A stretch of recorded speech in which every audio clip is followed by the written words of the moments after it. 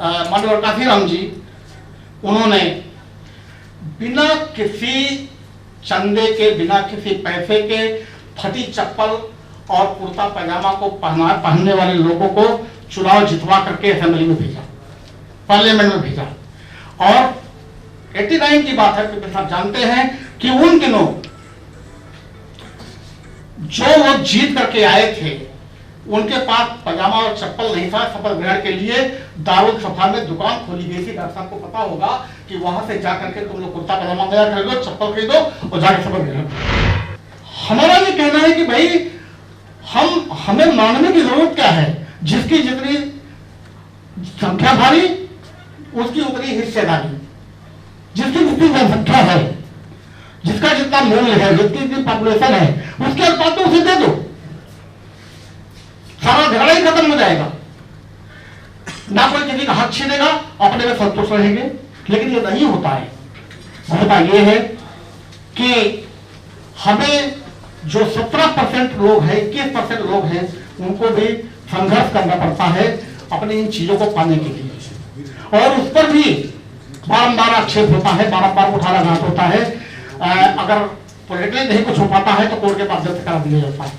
तो ये सारी चीजें हैं, ये सारे अवरोध हैं, ये सारे गतिरोध हैं जिसको हमें बात करने के लिए, वंचितों को प्राप्त करने के लिए कोशिश करनी पड़ती है, संघर्ष करना पड़ता है।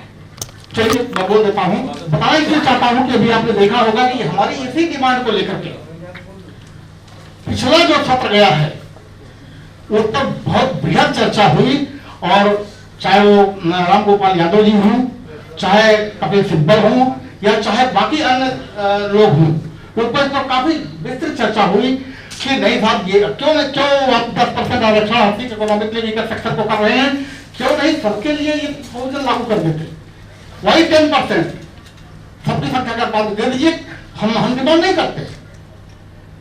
लेकिन नहीं हुआ, तो 10% आरक्षण दिया गया और उस 10% को भी हमने चैलेंज किया हुआ है। मैं उसमें एक प्रैक्टिशनर हूं और हमने ये ग्राउंड लिया है कि इसका आधार जो रखा गया है 8 लाख के का, उसका कोई आधार नहीं है। और आर्टिकल हमारी 46 जो है जिसके अंदर ये व्यवस्था दी गई है, उसमें मात्र economically weaker section in particular schedule caste and schedule tribe के लिए ये व्यवस्था दी गई है।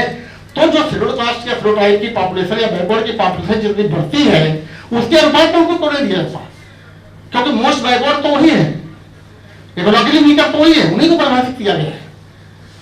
और संयोग से उस पर बहस भी हुई, सारा जजमेंट रिजर्व किया गया और हमारे वो बेंच को जिन्होंने वो फैसले को सुना था वो चीफ जस्टिस भी हो गए, रिटायर भी हो गए, आज तक वो जजमेंट नहीं हुआ, वो अभी भी पेंडिंग है, कब होगा कुछ पता नहीं। और आप सबको मालूम है कि अभी मद्रास हाई कोर्ट ने एक निर्णय दिया है जिसमें नीट में उन्होंने कह दिया कि नहीं, जो बैकवर्ड क्लासेस है इसको रिजर्वेशन खत्म कर दिया गया था, उन लोगों को रिजर्वेशन का प्रोजेक्ट दिया जाना चाहिए। और ये जो 8 लाख का इसका क्या मापदंड है, और उसको उन्होंने टर्न आउट कर दिया हाई कोर्ट में। उसके बाद सुप्रीम कोर्ट में पेंडिंग है, 7 दिन तक बैठा, वो भी जजमेंट रिजर्व है। और बहुत ही सख्त रूप का प्रचार करते हुए उन्होंने कह दिया कि नहीं ये दिया जाए, गवर्नमेंट ये बताए कि 8 लाख का मापदंड इकोनॉमिकली वीकर सेक्टर के लिए किस लिए रखा गया है, जबकि बाकी लोगों के लिए 2.5 लाख रखा गया है। तो जो रियली वीकर सेक्टर के लोग हैं, वंचित तबके के लोग हैं, उनको आपने 2.5 लाख रखा है। और जो 10% है उनको आपने इकोनॉमिक वीकर सेक्टर ला करके 8 लाख किया है। उसका मापदंड क्या है? गवर्नमेंट के पास आज तक कोई जवाब नहीं है और अभी तक काउंटर फाइल नहीं किया जा सका। हमारा दूसरा बिंदु है कि सरकारी खर्चे पर भ्रष्टा मुक्त चुनाव प्रणाली, इतना ऑलरेडी सेमिनार आयोजित कर चुके हैं। हमने मुख्य निर्वाचन आयुक्त को बुलाया था, इस पर काफी चर्चा हुई, क्योंकि आपने देखा होगा कि इसी समाज में जन्मे माननीय काशीराम जी, उन्होंने बिना किसी चंदे के, बिना किसी पैसे के फटी चप्पल और कुर्ता पैजामा को पहनने वाले लोगों को चुनाव जितवा करके असेंबली में भेजा, पार्लियामेंट में भेजा। और 89 की बात है, पिता साहब जानते हैं कि उन दिनों जो वो जीत करके आए थे उनके पास पजामा और चप्पल नहीं था, शपथ ग्रहण के लिए दारुल सफा में दुकान खोली गई थी। डॉक्टर साहब को पता होगा कि वहां से जाकर के तुम लोग कुर्ता पजामा नया खरीदो, चप्पल खरीदो और जाकर शपथ ग्रहण करो। एक वो दिन था जबकि बिना पैसे के चुनाव लड़ा जाता था।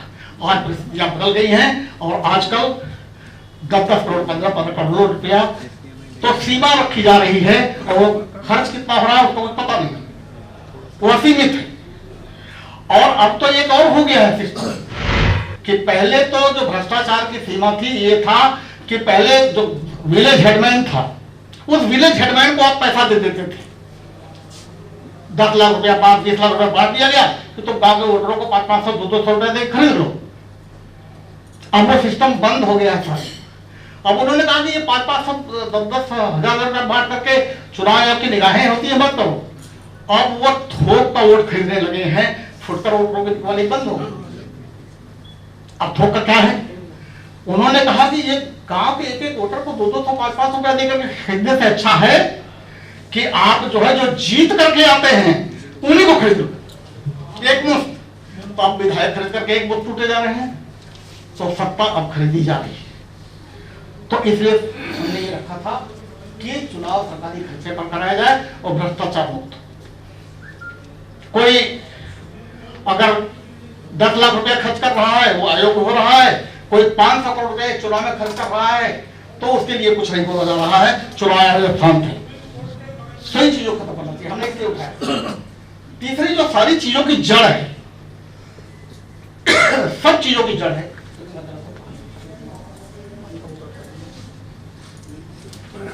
जो सारी चीजों की जड़ है साथियों वह है शिक्षा।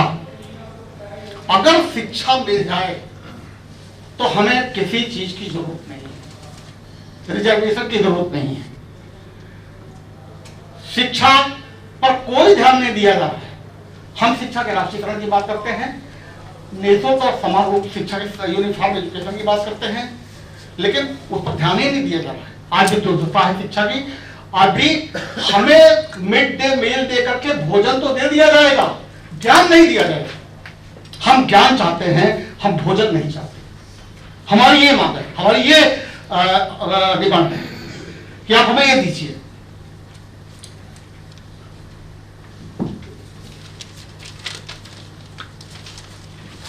नेक्स्ट साथियों, अगर कॉन्स्टिट्यूशन आपने पढ़ा होगा तो संविधान की जो प्रिएम्बल है, प्रस्तावना है, वो प्रस्तावना ही अपने आप में पूरे संविधान की आत्मा है। उसमें सब कुछ दिया गया है जो पूरे संविधान की पूरी 6 आर्टिकल्स में लिखा गया है। क्या लिखा है उसमें? लिखा है we the people of India resolve to constitute our constitution into one secular socialist republic democratic country and to secure to all its citizen क्या क्या चीजें हैं? Number 1 justice. कौन सी justice? Social, political and economic. तीसरी चीज liberty, liberty of thought, सोचने की स्वतंत्रता, एक्सप्रेशन, बोलने की स्वतंत्रता, और बिलीफ, जो चाहे हम धर्म आस्था जिस पर चाहे वो मानने की स्वतंत्रता, और विश्वास की स्वतंत्रता और पूजा की स्वतंत्रता। मुझे कहने की जरूरत नहीं है कि आज उन स्वतंत्रताओं पर भी कुठाराघात हो रहा है। कहने की आवश्यकता नहीं है, आप सब बुद्धिजीवी है, समझदार है, समझिए। नेक्स्ट उन्होंने बाबा साहब ने लिखा है इक्वलिटी। उन्होंने equality, all type of equality की बात ही नहीं की है। उन्होंने he never told all type of equality हो ही नहीं सकती। उन्होंने खाली कही है कि हमें न तुम्हारी राजनीतिक इक्वलिटी चाहिए, न पॉलिटिकल इक्वलिटी चाहिए, न रिलीजियस इक्वलिटी चाहिए, न और कुछ चाहिए, हमें इक्वलिटी ऑफ अपॉर्चुनिटी चाहिए एंड इक्वलिटी ऑफ स्टेटस। क्या चीज है? अगर हमें इक्वलिटी ऑफ अपॉर्चुनिटी मिल जाए, अवसर की समानता मिल जाए, हमें गरिमा की, प्रतिष्ठा की समानता मिल जाए, बहुत है। वो कभी नहीं मिलने जा रही है। उसी पर तो कुठाराघात है क्या कोई इक्वलिटी ऑफ स्टेटस नहीं मिलेगा? इक्वलिटी ऑफ अपॉर्चुनिटी नहीं मिलेगी। अगर इक्वलिटी ऑफ अपॉर्चुनिटी मिलती तो समाज में ऐसे ऐसे प्रतिभाशाली लोग हैं जो डॉक्टर कुरिल बनते, जो डॉक्टर जगदीश प्रसाद बनते, डॉक्टर राजकुमारी बंसल बनते, नीतीश कुमार सॉरी क्या नितिन भारती बनते और सिद्धार्थ कुमार बनते। नहीं मिलती,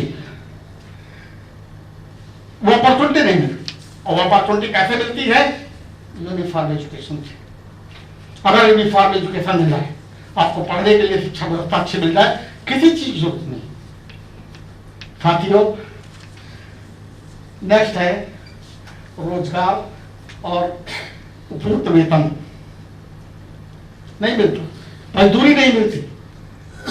काम के लिए आप दिन भर, हम लोग तो उस परिवार से पैदा हुए हैं कि सन 62 में हमने देखा है, डॉक्टर साहब को पता होगा, हमारी उम्र से थोड़ा ही छोटे हैं, लेकिन उस समय पूरे दिन भर काम करने का 1.25 सेर गेहूं या 1 सेर सामान मिलता था। और इससे बड़ी दुर्भाग्य की बात क्या थी, पूर्वांचल के सभी लोग बैठे हुए हैं, जाकर के देखते थे कि जो पशुओं को दांव चलाया जाता था, दौरी चलाई जाती थी, पहले थ्रेसर नहीं हुआ करता था, तो बैल जो खाते थे उसका गोबर जो निकलता था उसके अन्न से पल्ला पोसना होता था। तो जब आपका पैसा नहीं होगा, आपको चिकित्सा सुविधाएं नहीं मिल पाएंगी, आपको पास जीने का अधिकार नहीं मिल पाएगा, भोजन नहीं मिल पाएगा, क्या विकास होगा? स्वामी विवेकानंद ने लिखा है कि उससे आप क्या उम्मीद कर सकते हैं धर्म और दर्शन की, जिसका पेट खाली है, जो भूखा है। तो इसलिए हमारी मांग है कि लोगों को आप करोड़पति तो नहीं बना सकते, लेकिन जीने के बराबर वेतन दीजिए और सबको रोजगार दीजिए। और आज का जो विषय है साथियों, चिकित्सा और निःशुल्क सेवा और चिकित्सा का अधिकार, आपने देख ही लिया, हमें कहने की जरूरत नहीं है कि इस पैंडेमिक के दौरान, कोविड के दौरान सबकी पोल खुल गई, सारी व्यवस्था चरमरा गई। हमने डॉक्टरों को रोते हुए देखा है, जिनके अंदर संवेदना थी कि वो कुछ नहीं कर पा रहे थे, उनके सामने सब कुछ था। रोते हुए डॉक्टर को देखा है। डॉक्टर कुरिल साहब बैठे हैं, वो मुझे पता होगा कि डॉक्टर हेल्पलेस था कि उसी के सामने उसका बच्चा मर रहा है, उसी के सामने उसके परिवार के लोग मर रहे हैं, but because of lack of infrastructure, he is not in a position to save his child, he is not in a position to save his family members. पता लगा ऑक्सीजन ही नहीं है। कर लो, क्या करते हो? I am not talking of कि हमें आप 5 स्टार में ले जाकर के हमें बहुत बढ़िया चिकित्सा सुविधाएं दीजिए, हमें जीने की तो चिकित्सा सुविधाएं दीजिए ताकि हम स्वस्थ रह सकें, जो हमारी मूलभूत आवश्यकता है। साथियों, जहां तक चिकित्सा के सवाल है, बहुत बड़ा विषय है, इतना बड़ा विषय है कि मैं तो इन्फेंट नॉट चाइल्ड, इन्फेंट, इस बारे में मेरी जानकारी इतनी ही है कि मैं आपको बता सकूं। लेकिन मैंने जो महसूस किया है, मैंने जो देखा है कि कहीं भी स्वास्थ्य सेवाएं आपको नहीं मिल पाती हैं, और गांव की हालत तो बस से बदतर है। सभी लोगों, समाज को है, सब लोग जानते हैं कि आज भी 21वीं सदी में हम गुजर रहे हैं, और गांव की वही दाई जब तक नाड़ा नहीं काटती है, बच्चा पैदा नहीं होता है। ये हमारी चिकित्सा सुविधा की, हमारी व्यवस्था की देन है। आज ही स्टेट टुडे आप बिहार में देख लीजिए, डॉक्टर जगदीश प्रसाद नहीं है तो मैं उनके सामने ये बात कहता कि बिहार की क्या दुर्दशा है, जहां को रहने वाले हैं, and he is renowned person of cardiothoracic and vascular diseases, he is not here. तो ये हालात है, आपका स्टाफ नहीं है, नर्सें नहीं है, आपके इंफ्रास्ट्रक्चर नहीं है, कहीं कुछ नहीं है, कहां पे आपका जीवन मिल पाएगा? तो ये हमारे हालात हैं इस देश की और हमारी चिकित्सा सुविधाओं की। मैंने आज जो सेमिनार रखा था डॉक्टर जगदीश साहब और डॉक्टर कुरिल साहब को इसलिए बुलाया था कि ये समाज की उस पीड़ा को जानते हैं कि समाज की पीड़ा क्या है, उस वंचितों को, उस गरीबों को, निर्धनों की पीड़ा को समझते हैं कि उनको कैसे जिंदा रखा जा सकता है।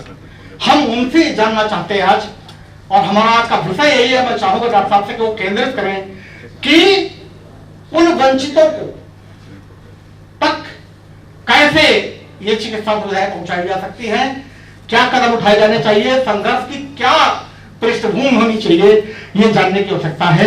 हम ये जानने के लिए, हम ये सीखने के लिए यहाँ पर उनको बुलाए हैं।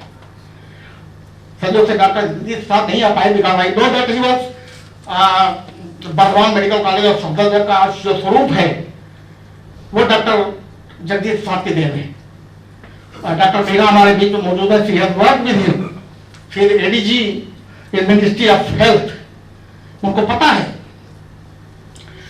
कि उन्होंने कार्डियोथोरेसिक और वैस्कुलर सर्जरी को गरीबों को कम पैसे में कैसे उपलब्ध कराई जा सकती है, उस पर रिसर्च किया and he got the Padmashri.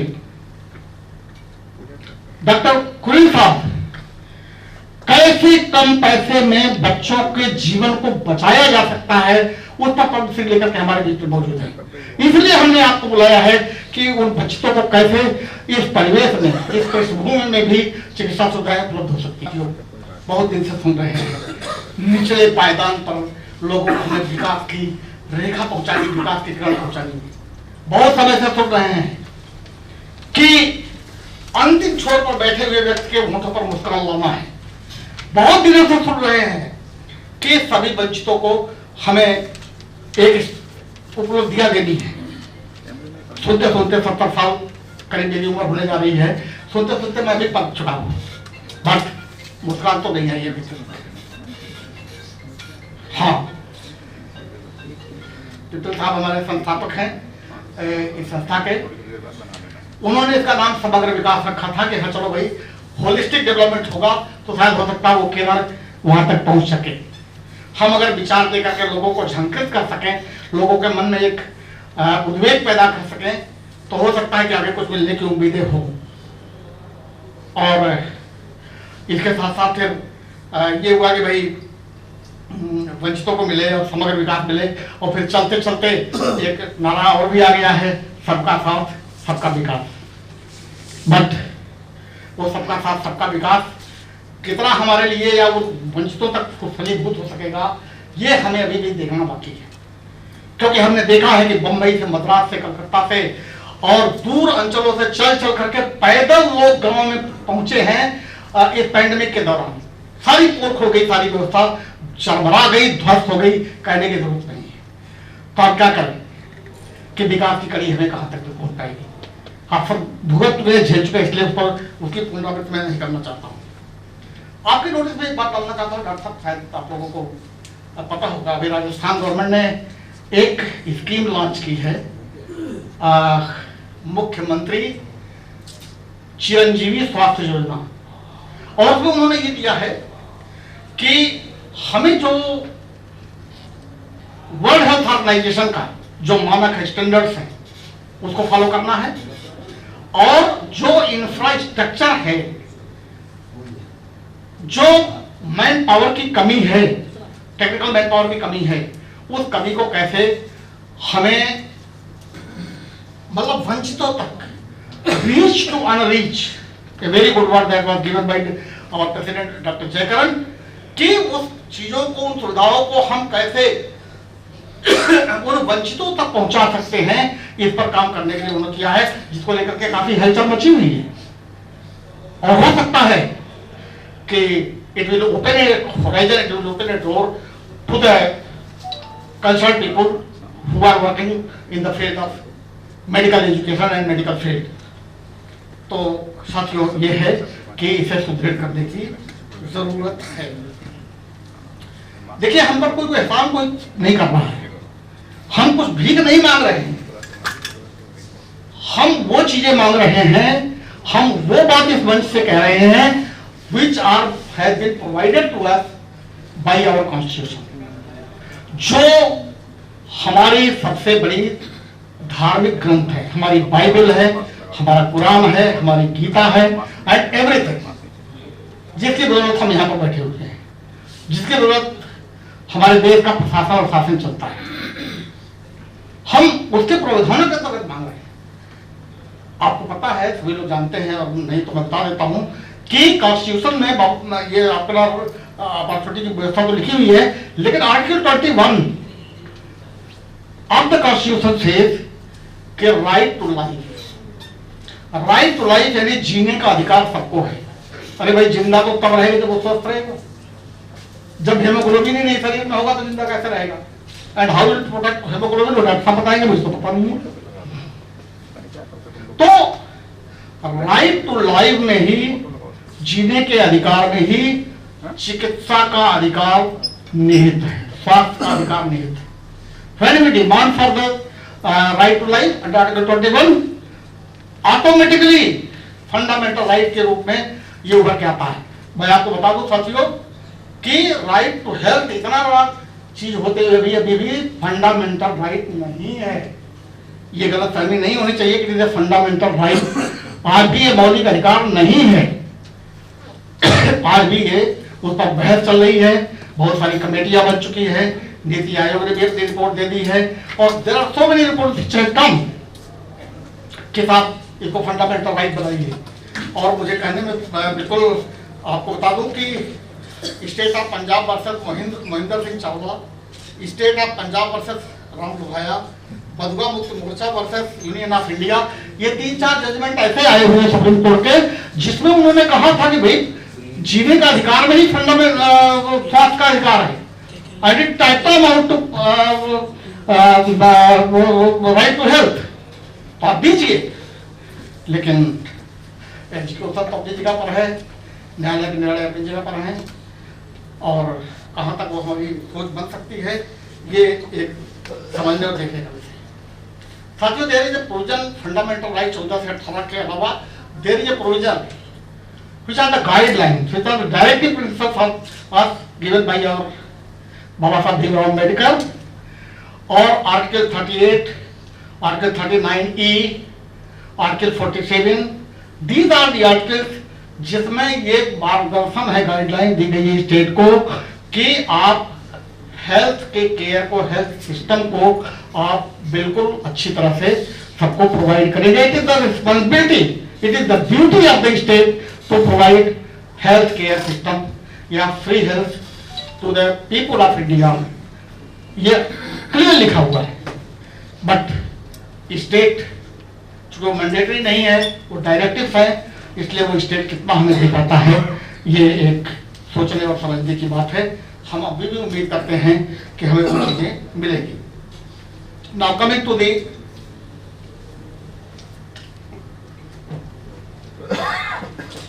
Problem, basic problem जो मैंने महसूस किया है,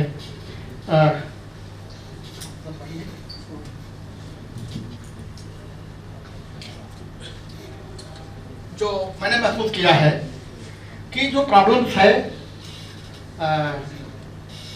वो ये है कि लैक ऑफ इंफ्रास्ट्रक्चर सबसे बड़ी चीज है। हॉस्पिटल्स का ना होना, हॉस्पिटल्स में डॉक्टर्स का ना होना, टेक्निकल स्टाफ का ना होना, पर्याप्त नर्सेस का ना होना, ये सारे जो लैक ऑफ इंफ्रास्ट्रक्चर में सारी चीजें आ जाती हैं। ये जो लैक ऑफ इंफ्रास्ट्रक्चर है, it is the main cause of कि हमें जो चिकित्सा सुविधाएं हम पर पहुंचनी चाहिए, अनरीच से रीच तक होना चाहिए, वो नहीं हो पाती है। कहने की जरूरत नहीं है कि जो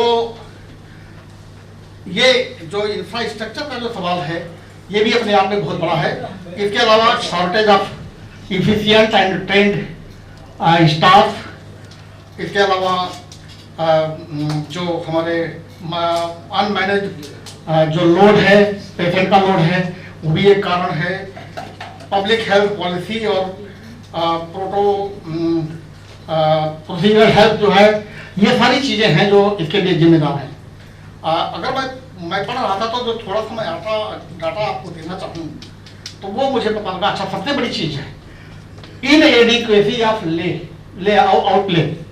आउटले का मतलब जो हमारा बजट है, हमारा बजट जो बनाया जाता है इस हेल्थ पर, वो इतना कम है कि बिना आउटले के, पर्याप्त आउटले के हम सही चिकित्सा व्यवस्था की कल्पना ही नहीं कर सकते।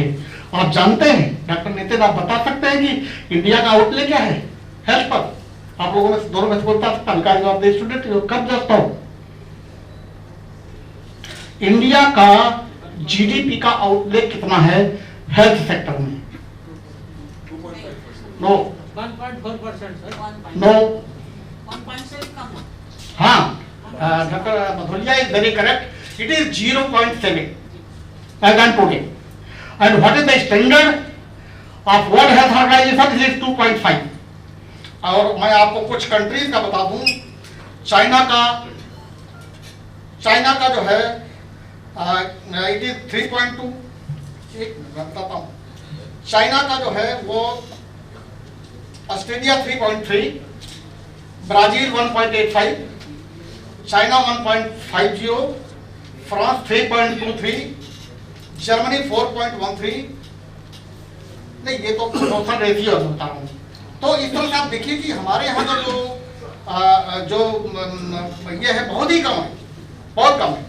और इसके अलावा जो अलार्मिंग बात है वो और भी ज्यादा खतरनाक है कि जो 0.7% टोटल जीडीपी का आउटले है वो पूरा खर्च नहीं होता है। अगर 0.7% खर्च भी हो जाए तब भी बहुत कुछ मिल सकता है। जानते हैं कितना खर्च होता है इंडिया में? 17%। 0.7 का 17% ही खर्च हो पाता है हेल्थ सेक्टर में। और इसके विपरीत चाइना में 25%, श्रीलंका में 45%, यूएसए में 44% और जर्मनी में 94%। तो ऐसे कंट्रीज है जहां 100% खर्च होता है आउटले का, हमारे यहाँ तो कुछ भी नहीं। कहां से हम कल्पना कर सकते हैं कि फ्री हेल्थ सर्विस मिल पाएगी? तो दिस इज द सिचुएशन जो है। और डॉक्टरों की हालत आप सुनेंगे तो और भी अलार्मिंग है कि डॉक्टर जो मौजूद हैं 1000 पर डॉक्टर कितने होने चाहिए, वो तो बहुत ही खराब स्थिति है। ऑस्ट्रेलिया में तो 3.3 है पर 1000, मतलब 1000 पर करीब तीन डॉक्टर। चाइना में 2 डॉक्टर हैं, फ्रांस में 3 डॉक्टर हैं, जर्मनी में 4 डॉक्टर हैं, ऑस्ट्रेलिया में 3 डॉक्टर हैं, यूएसए में 2.5 है और इंडिया में 0.7 है। तो दीज आर द सिचुएशंस। क्या बताएं, हम कैसे उम्मीद कर सकते हैं कि हमें फ्री हेल्थ मिल जाएगा और सब हमें अटेंड हो जाएगा? तो इंफ्रास्ट्रक्चर का अभाव है। बाकी डॉक्टर साहब बताएंगे। और जो सबसे चीज मैं बता रहा है, एक बहुत कह करके मैं अपनी बात को समाप्त करूंगा, क्योंकि कार्य के लिए तो बहुत सारा मैटर है, मटेरियल है, लेकिन हमारे बहुत सारे जिनको हम सुनने के लिए आए हैं, हमें उनसे सीखना है कि मैंने एक डाटा कलेक्ट किया था कल, आज पढ़ रहा था तो मुझे लगा कि जो मॉर्टेलिटी रेट है, आप उससे देखिए क्या स्थिति बनती है कि मॉर्टेलिटी रेट जो है पर 1000 पर ऑल इंडिया का डाटा है 70 ऑल इंडिया का डाटा है, और शेड्यूल्ड कास्ट का डाटा है 93 मॉर्टेलिटी रेट, और शेड्यूल्ड ट्राइब का 84 और बैकवर्ड क्लासेस का 76 और अदर्स का 61। तो मॉर्टेलिटी रेट भी आप ज्यादा है। उन्हीं वंचितों का मॉर्टेलिटी रेट ज्यादा, because they are not getting the benefit of this. और डॉक्टर साहब चाइल्ड को देख रहे हैं, मैं चाइल्ड का भी कोट कर देता हूं। अंडर 5 जो चिल्ड्रन है उनका ऑल इंडिया का जो मॉर्टेलिटी रेट है 94.9, और 80 बच्चों का मॉर्टेलिटी रेट जानते हैं कितना है? 80 बच्चों का मॉर्टेलिटी 119.3 और एसटी बच्चों का है 126 और बैकवर्ड का है 103 और जनरल का है 72। तो अंडरवेट चिल्ड्रन की भी हालत यही है कि आपके 54%, 56% डालते। तो साथियों, मैं आप ये डाटा जो आपको बता रहा था, मेरा बताने के पीछे कारण यही है कि हमारी हेल्थ सर्विसेज की दुर्दशा है। हम जितना एक्सपेक्ट करते हैं वो नहीं मिल पा रही है। शहरों में तो भाई ठीक है, सभी लोगों को मिल जाता है, मैनेज कर लेते हैं। CGHS है, हमारे गवर्नमेंट सर्वेंट है, तो हमको टोटल रिइंबर्समेंट मिल जाता है। हमें पता ही नहीं लगता कि हमें पैसा जेब से भी देना है। स्टेट सर्विसेज में भी चलिए है कि भाई उसका मेडिसिन कॉस्ट रिइंबर्स हो जाती है। कुछ लोग जो प्रीमियम अफोर्ड कर सकते हैं, वो अगर मान लीजिए कि उन्होंने हेल्थ केयर की पॉलिसी ले ली है, तो उसके अनुपात में उसको कुछ कैशलेस बेनिफिट मिल जाती है मेडिसिन का, but what about that again 70% people who are living in India, neither they can afford premium of policy, nor they are CGS people, nor they are reimbursement people category. कहाँ से आता? हमारी government ने आयुष्मान भारत योजना का हमारे माननीय प्रधानमंत्री जी ने प्रचार किया था, बट कैन यू टेल कि what is that Ayushman Bharat योजना? आयुष्मान भारत योजना जो है उन अनऑर्गेनाइज सेक्टर के एम्प्लॉय के लिए है जहां पर 10 से कम एम्प्लॉय है, और जहां 10 से ज्यादा है वहां पर आपका ये कौन सी है, state insurance ESIC। But again that योजना से वो लोग अभी कवर नहीं पाते, हालांकि अभी गवर्नमेंट ने किया है, बट अगेन कि उनका प्रीमियम जो पेमेंट अगर गवर्नमेंट कर भी देती है तो बेचारे गांव के लोगों को पता ही नहीं है। मैं तो I have been a bureaucrat, मुझे पता है कि इस योजना के पहले 2008 में NRHM की योजना आई थी, नेशनल हेल्थ रूरल मिशन के तहत योजना आई थी, और यही योजना उस समय थी, तो नाम बदल गया है उसका।